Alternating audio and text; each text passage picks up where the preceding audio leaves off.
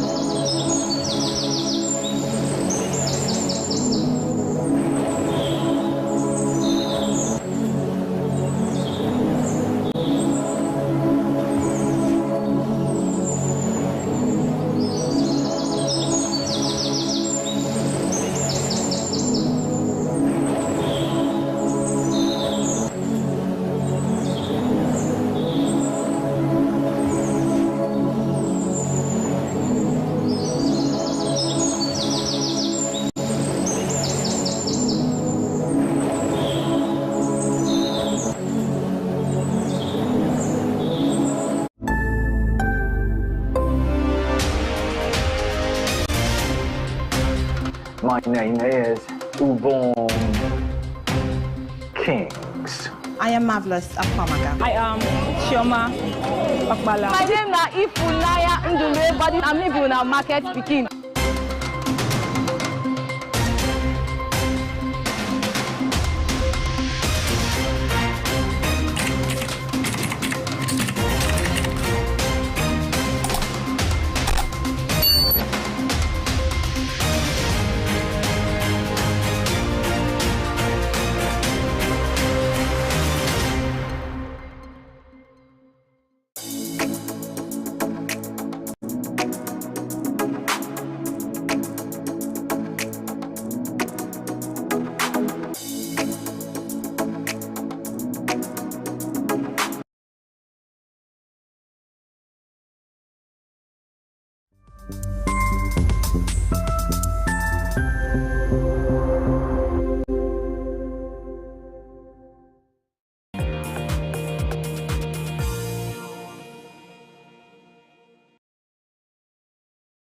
You're welcome back. I'm Marvelous Apwamaga, and it's still the Afia Business Morning, and you're watching Opening Bell right here on Afia TV.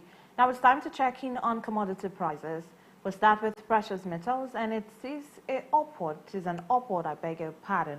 movement for gold today. Gold is up by 0.06%, and silver is also up by 0.70%. Platinum is up by 0.30%. Palladium is up by 1.55%. Moving on to natural gas. Natural gas is down by 4.04%. Ethanol is down by 0.54%. Coal is up by 1.14%. Oil Brent is up by 0.74%. Oil Bonny Light is down by 2.84%. Brass River is down by 0.08%. Koibo is also down by 0.08%.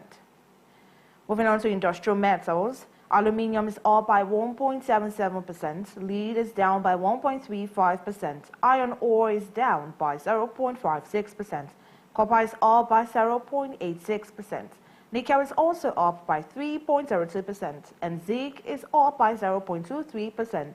Tin is down by 0.61%. You're still watching the Afia Business Morning right here on Afia TV, and this is Opening Bell. Do well to follow this program and join in on the conversation on our dedicated Afia Business YouTube channel. Kindly type in the search bar www.youtube.com/Afia Business. Do well to like, subscribe, and turn on notifications for all business-related content. Up next is a look at the hiking prices of food commodities in the open market, as well as the hiking fuel prices. And on that note, I'll see you on Monday when the opening bell reopens. This is the Afia Business Morning. We'll be right back.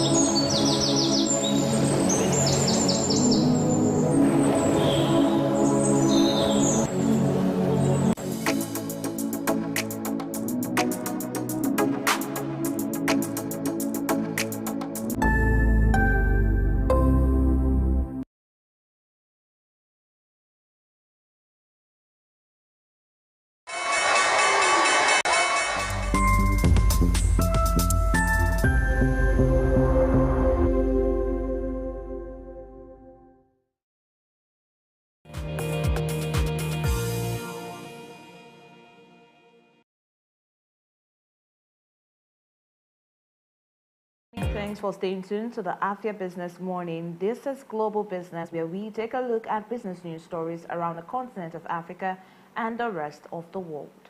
I am Marvelous Apwamaga. Welcome.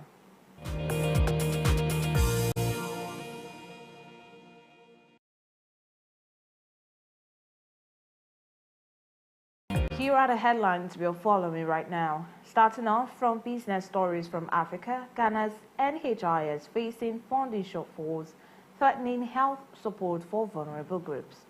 Australian children bypasses social media age limit. Mercedes-Benz moves to cut costs, revive sales after earnings slump. And we'll bring you details of these stories and more after this break. Please stay.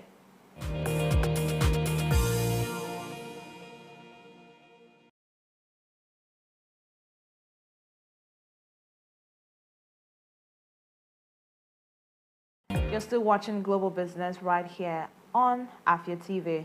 We'll begin with business stories from Africa, where it is reported that Ghana's National Health Insurance Scheme is grappling with severe financial shortfalls that are hindering progress in healthcare and weakening the protection of vulnerable groups.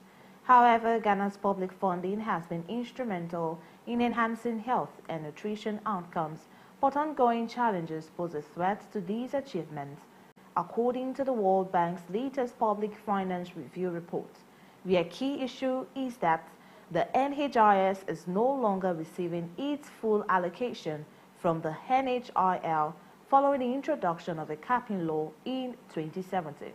Currently, less than 60% of the NHIS budget is allocated to paying claims, reducing the funds available for actual healthcare services. Furthermore, the NHS is experiencing a significant gap between its budgeted allocations and the actual cash disbursement received from the Ministry of Finance, further constraining its operations. And away from Africa, Nike, a US-based company that designs and sells athletic shoes, clothing, and equipment, has signed a long-term partnership with Kim Kardashian's underwear label Skims to launch a new fitness brand to be called Nike Skims, where the two firms are to create an extensive line of training apparel, footwear, and accessories catering for female customers. Nike, however, is ramping up its efforts to appeal to women after CEO Elliot Hill assumed his post in October last year, replacing John Dohan-ho, where Hill, who had worked for Nike previously and retired in 2020, was rehired in a bid to turn around the firm's fortunes. Unfortunately, the brand's stock price has fallen around 25% over the past year as the firm has lost out to its competitors. Now, moving on to business news stories from the oil and gas sector. Japan Petroleum Exploration, JAPEX, is prioritizing investments in oil and gas exploration and production, E&P, through 2030, revising an earlier plan to aggressively expand each renewables business. Profits from oil and gas have soared since Russia's invasion of Ukraine disrupted supply and propelled energy prices higher, as other global peers have also scaled back renewables investment due to lower returns. However, in 2022, JAPEX set a goal of having its profits split equally between E&P and other businesses by the 2030 financial year to support the energy transition towards carbon neutrality. Meanwhile, the president of JAPEX, Michiro Yamashita, said that the current ratio of E&P contributing 70% to 80% of earnings will likely remain unchanged through 2030, driven by expansion in the US and Norway, adding that JAPEX could selectively invest in non-oil and gas segments if returns are viable. Now, children in Australia are able to easily bypass the minimum age limits imposed by social media platforms ahead of a landmark ban by the government on access for those under 16, a report by the country's online safety regulator shows. eSafety's report combined results from a national survey on social media usage by 8 to 15 years old, along with responses from 8 services, including Alphabet's YouTube, Meta's Facebook, and Amazon's Twitch. Recall that in November, Australia approved a social media ban for children under 16, setting a benchmark for jurisdictions around the world, and is set to take effect at the end of 2025. Furthermore, a vast majority of services had undertaken research to improve their age assurance setups, while some had easy pathways for users to report someone being under 18. You're still watching the Global Business right here on Afia TV. Kindly join in on the conversations in our dedicated Afia Business YouTube channel. Kindly type in the search bar www.youtube.com/@AfiaBusiness. Do well to like, subscribe, and turn on notifications for all business-related content. Up next is more business stories from the automobile world and the rest of the world. Right after this break. So stay tuned.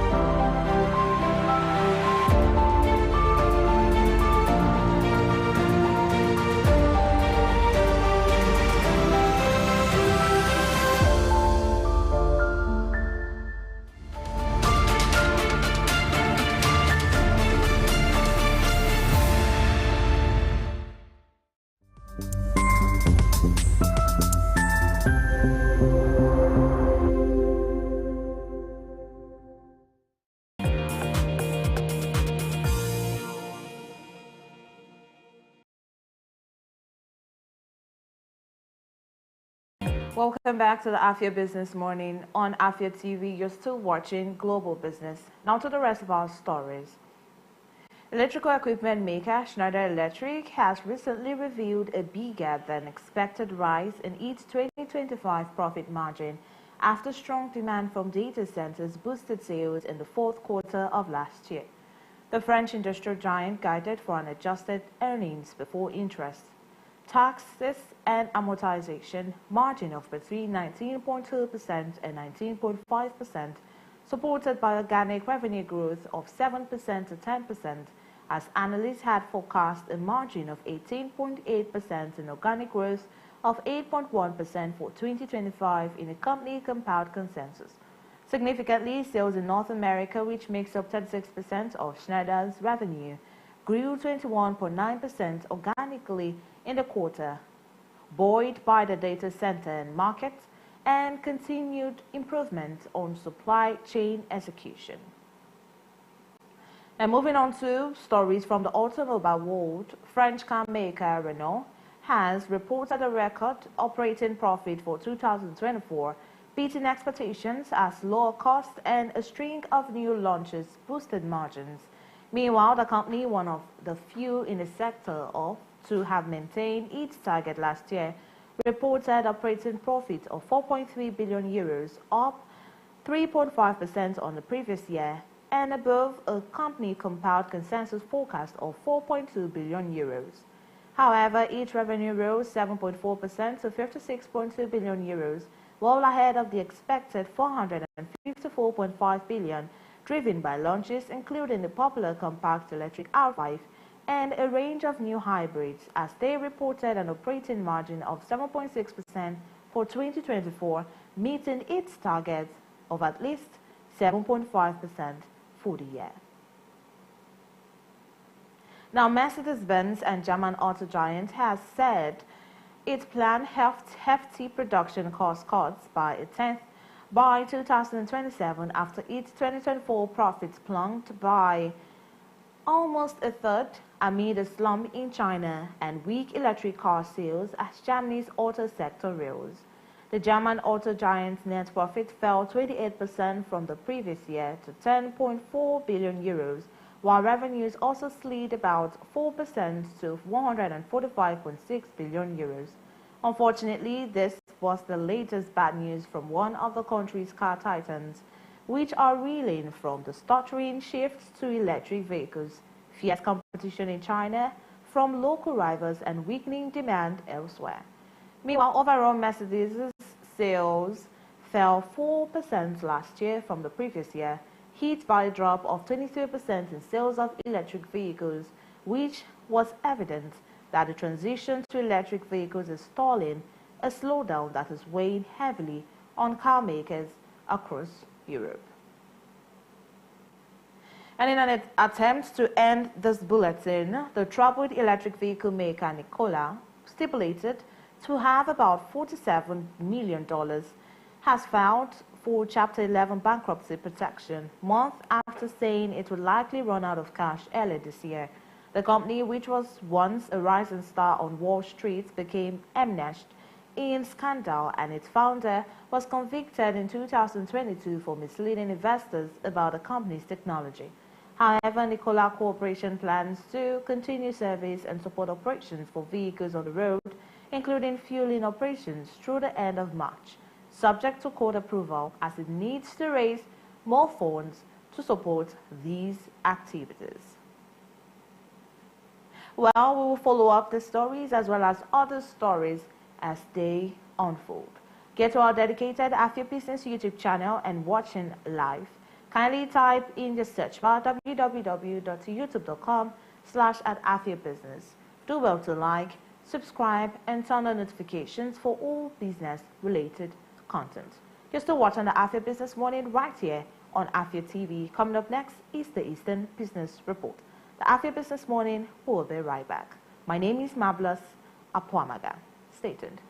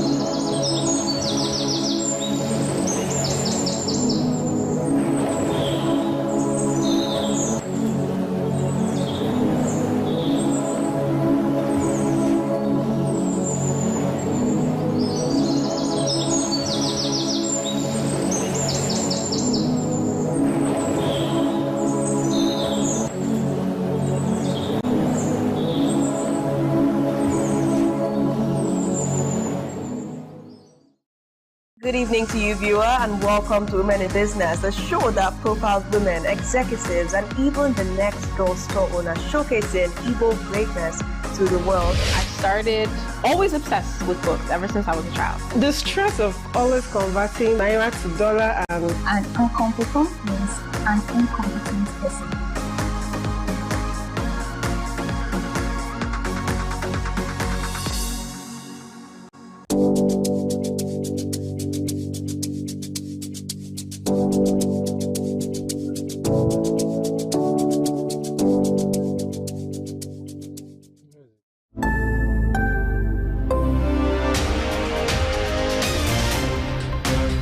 My name is Ubon Kings. I am marvelous Akwamaga. I am Chioma Okpala. My name na Ifunaya Ndume, but I'm even a market speaking.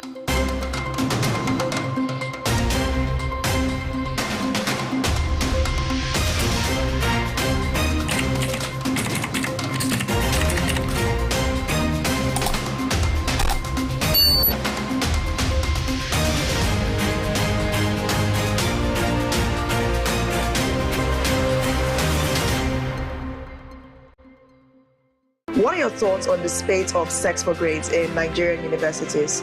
This very issue of owing salary should be criminalized. How can they amplify their voices? People don't have evidence. You want to get to know about it? Have to stay tuned right here on Afia Morning Show to get the pulse and the feel of that.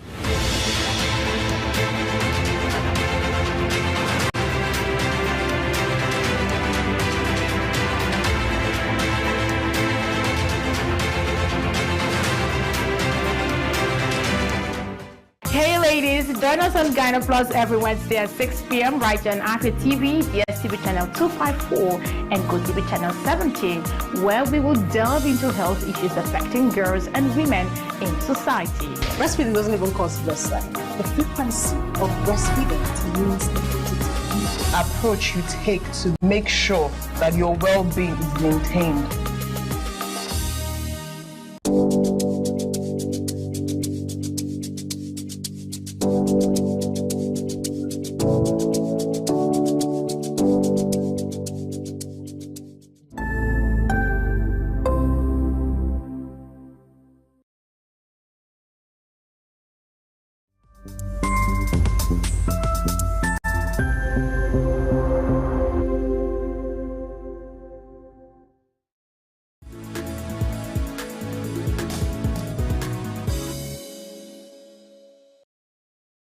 You're watching the Afia Business Morning, and this is the Eastern Business Report, designed to bring you up to speed on business activities and policies affecting businesses and the economy of the Southeastern region of Nigeria. It comes right after Global Business on the Afia Business Morning. And on today's edition of the Eastern Business Report, we will be having a conversation on the impact of CBN's revised ATM fee on Nigerians. I am Marvelous Akwamaga. Welcome to the Eastern Business Report.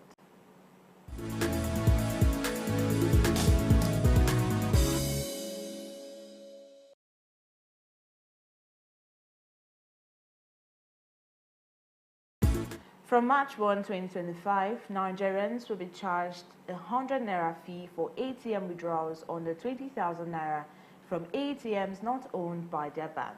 However, withdrawals from your own bank's ATM will still be free. Now, off-site ATMs such as those in malls or gas stations will attract an extra surcharge of up to 500 naira. This update is part of the Central Bank of Nigeria's new rules on ATM fees announced in a circular on February 10, 2025. This move, according to the Apex Bank, is designed to prevent customers from splitting withdrawals to avoid fees. Joining me to talk about this is Dr. Ifediora Amobi, an economist and former presidential advisor. You're welcome on the program, sir. Thank you very much. How are you doing today? Good morning. I'm fine, thank you. So I would just like to, first of all, get your thoughts on this. Well, yeah, it's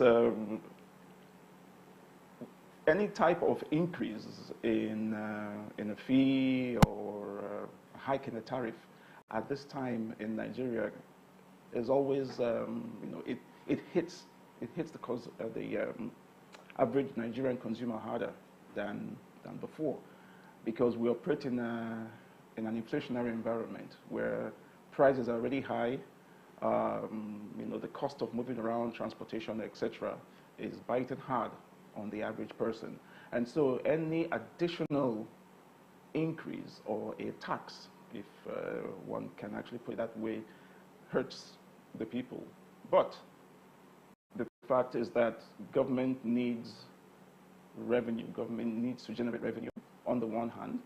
And in this particular case from the CBN, whereby they're trying as much as possible to ensure that, just like I said, splitting withdrawals in order to avoid charges. So this could be a deterrent for them, for people to do that, as well as also encourage, e-money transfers more than cash handling in the medium to long term.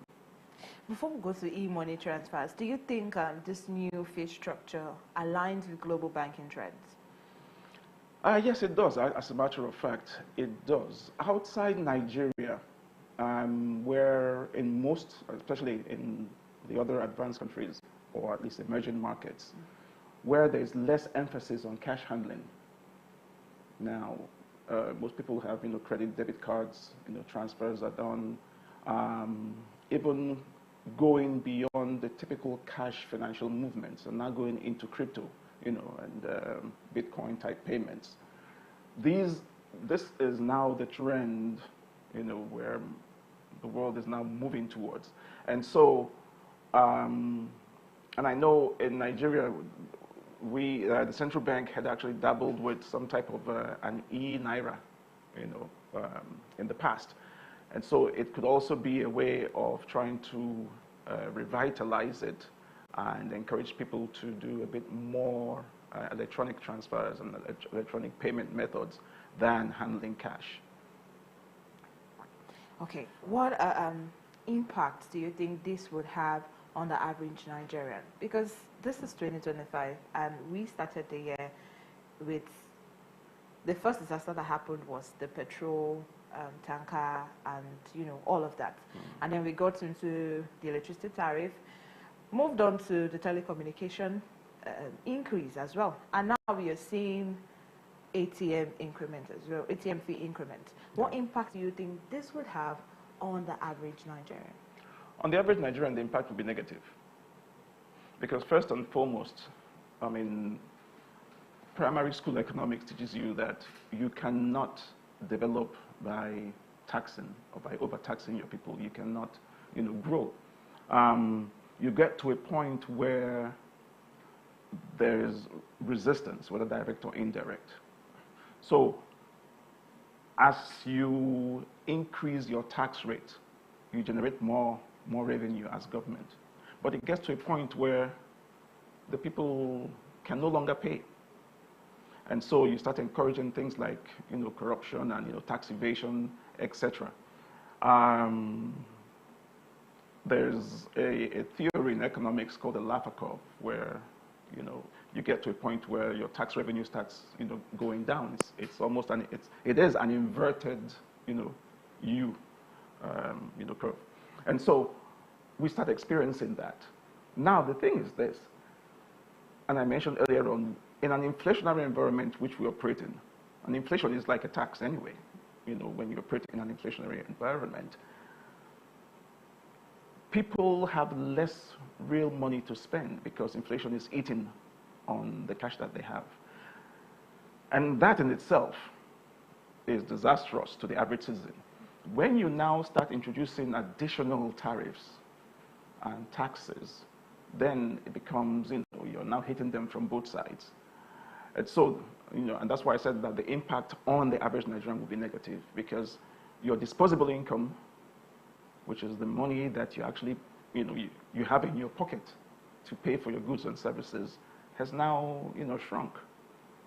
And because there isn't that significant, if any, increase in your income or your wages or your salary, you're just becoming poorer and poorer and poorer. And so what will happen now on what has happened in the past 1 year is that more people have now been thrown into the poverty circle.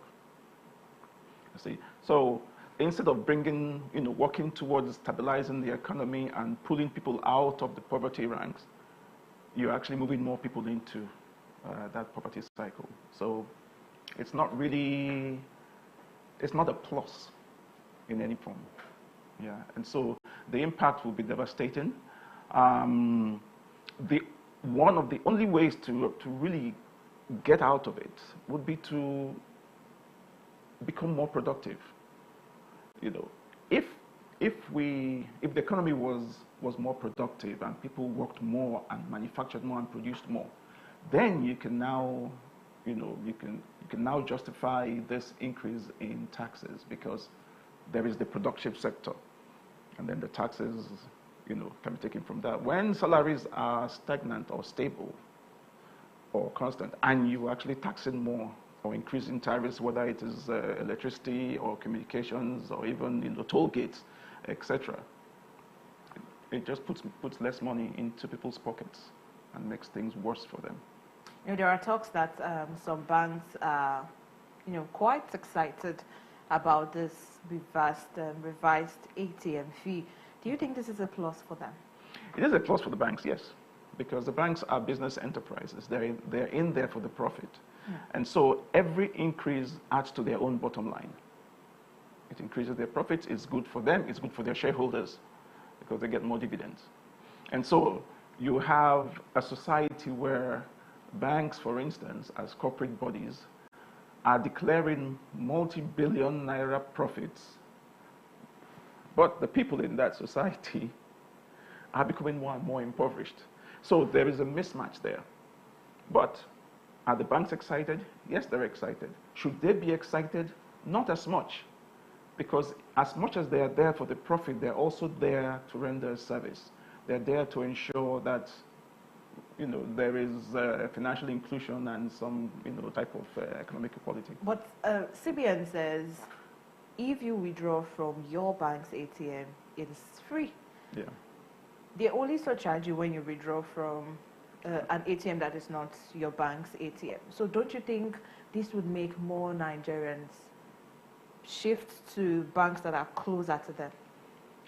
Yes, but and then... this would affect the bank. Do you think so? Well, most banks, their ATMs are actually outside the premises anyway, so it's not as if it's going to disrupt any type of daily banking activities as much. However, the thing now is that most people do not reside close to their banks. So if I live in this part of town and the bank I use or my bank branch is across town, the question now becomes, is it going to cost me 100 naira in fuel to go all the way there just because there's no charge? Or should I just go to the bank next door, get my cash, and then, pay that fee? So it still benefits the banks, whether, whether you're withdrawing from your bank or not withdrawing from your bank, because just as you go all the way to your own bank branch to withdraw, somebody else is coming to your bank branch to also withdraw and paying that, that charge. So in a way, it nets itself off. Yeah, but what I'm saying is most Nigerians might want to close accounts with, if my bank is very far from my house, I might want to close the accounts there and, stick with the ones that are closer to me that I can just walk to and withdraw just to, avoid paying extra fee. And that's what I'm saying. And this might cost many banks to lose their customers. Well, not necessarily, because then the people who think this way are not homeowners. They are mostly what I would call temporary residents or tenants, or a younger population who are trying to save that 100, 200 naira. Now, if you close your account at this bank because you live here today, what if you move tomorrow? Are you now going to close the account and then reopen with the bank again? So, at the end of the day, is it really, how many times will you keep doing that? every time you get transferred from your job or you move house or your landlord kicks you out or something happens or you get married. I mean, there's so many factors. Okay.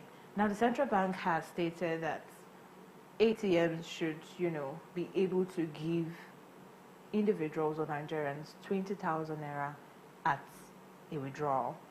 Meaning when some ATM banks will tell you have to withdraw less than 20. If I'm withdrawing 20,000, I'll have to do the 5,000, 4 times. Now they've said it has to be, if I'm withdrawing 20,000, you should be able to give me 20,000 if there is available cash in your ATM. Yes. Now, do you trust CBN to enforce this? Yes, to some extent. And banks have started doing that now. Okay. If you go to your average ATM now and they have cash in the ATM, you can withdraw 20,000 at once. And I've tried that. I've experimented that myself, and it seemed to work, at least, this month. And so we haven't experienced that cash crunch that we did a few months ago. Today, it has actually eased off, more of now, because the central bank is now wielding its big stick, and banks are now complying. And so, yes, if central bank enforces it, if they actually increase enforcement, banks will comply. Do you think the Apex Bank will reduce the ATM fee anytime soon? Or this could probably be a pathway to the cashless economy? Yes, and this is why I don't think they're going to reduce it. As a matter of fact, to even encourage or even move faster towards a cashless economy, they have to increase the penalty of using cash. Because you have to be discouraged to use cash in order for you to now, embrace a cashless economy. Now, a cashless economy doesn't mean that it is zero cash. Okay.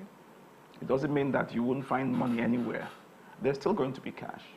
However, transactions that you can pay for electronically, you can do that. The only thing the central bank has to do now is to decrease the electronic transfer charges while they increase the cash withdrawal charges. So that way you encourage more people to pay electronically because it is either cheaper or even free than going to the ATM.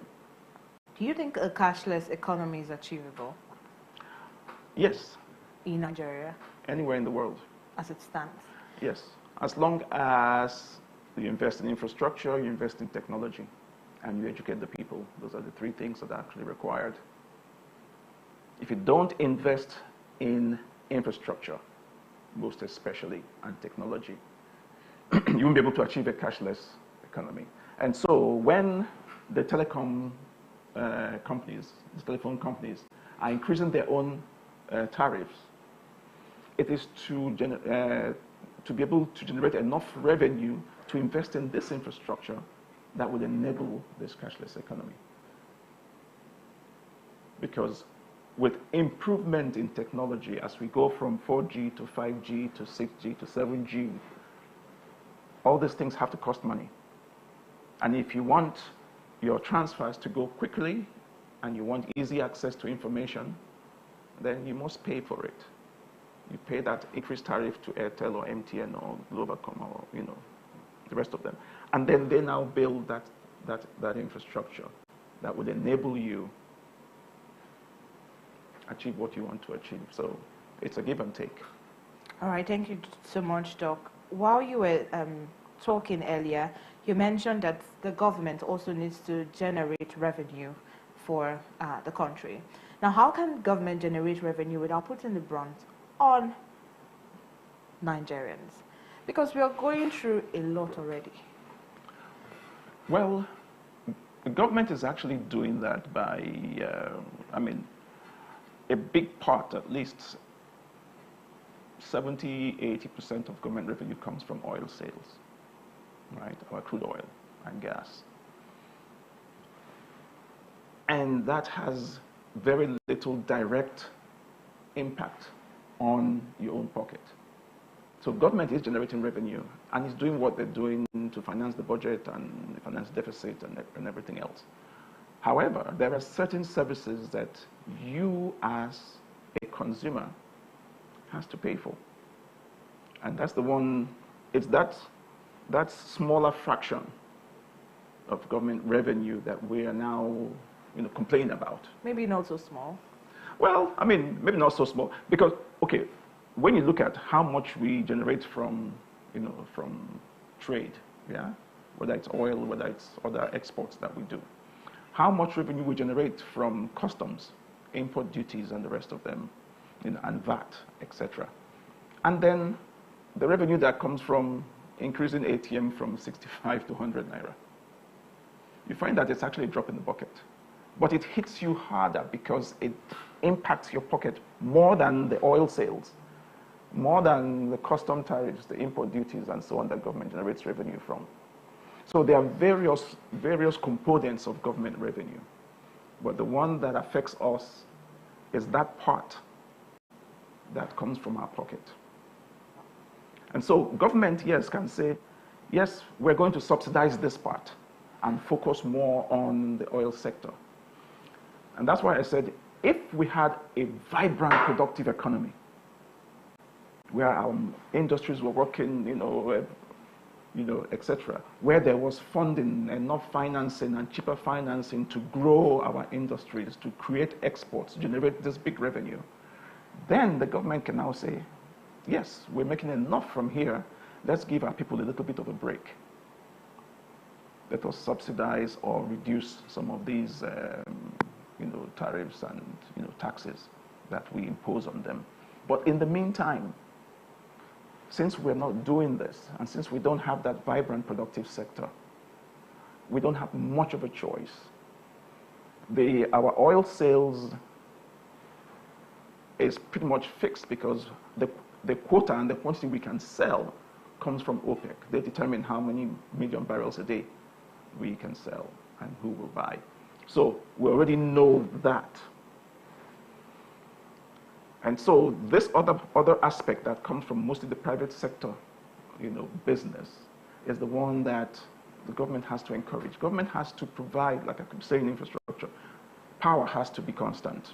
We must have roads. We must have ports, rail, housing. All these things that make us more productive have to be made available by government, and it has to be paid for by government somehow.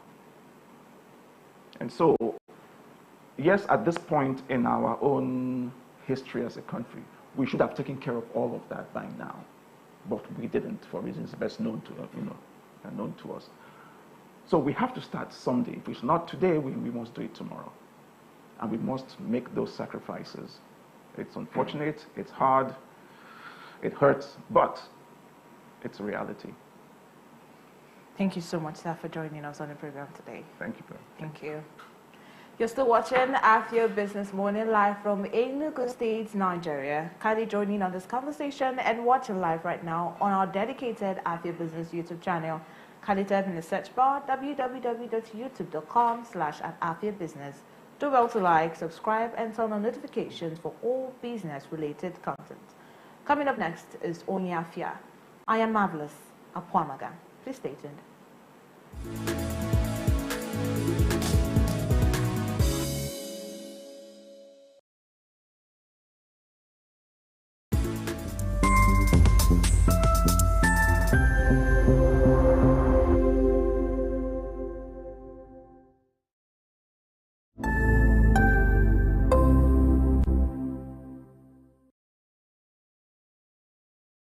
Welcome to the latest and most amazing show on your ladies and gentlemen. Welcome to Lunch Break. You don't sing along. I did single. For real. You're not a backup singer. That's what they do.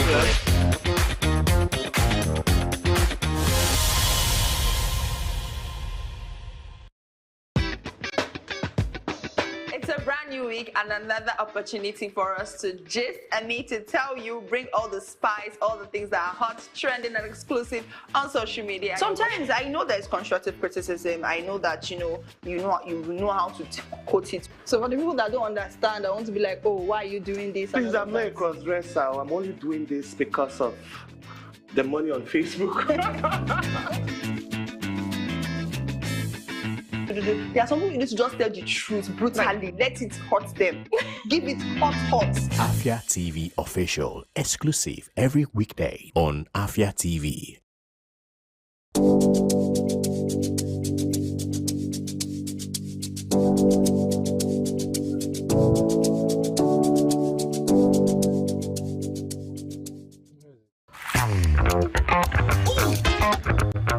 Time check, it's 2 p.m. and it's time for us to vibe, chill, and relax. Ladies and gentlemen, welcome to Lunch Break on Afia TV. So Lunch Break is all about the music, it's all about fun, it's all about